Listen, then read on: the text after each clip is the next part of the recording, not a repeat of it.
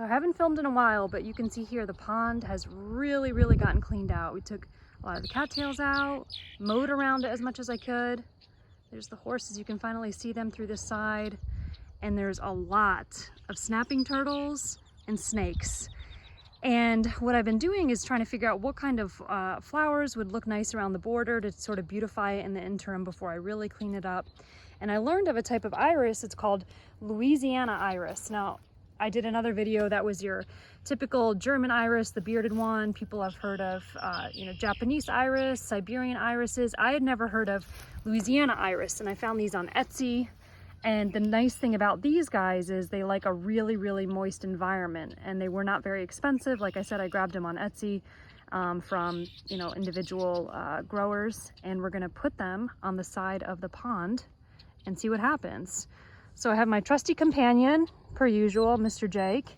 And then I have my friend Hunter, who's been helping me out part-time.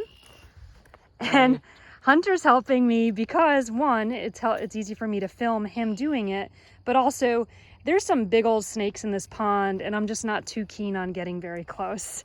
And Hunter doesn't mind any of this stuff. So what we're gonna do is, I told Hunter before we started filming, we're gonna try to remember the names. There's Louisiana black gamecock is one, and then what was it, Elvis?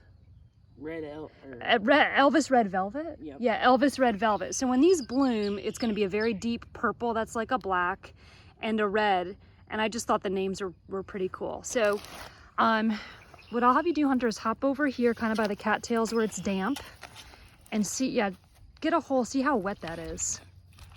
That's pretty, oh yeah.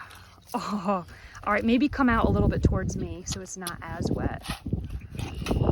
Okay, so the beautiful thing about these Louisiana, from what I've read, is that they really like the moist environment, and they originated in Louisiana, which, you always think of swamps and environments kind of like this pond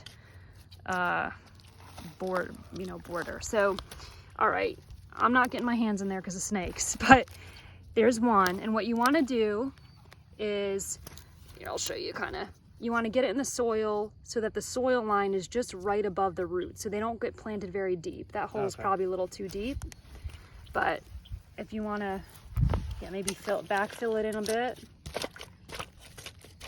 Nice and sludgy. We actually haven't had rain here in a bit, and you can see with this soil, as soon as it dries up, it's all cracked. I need to start, figuring out how to get more organic matter into this clay. That's probably good.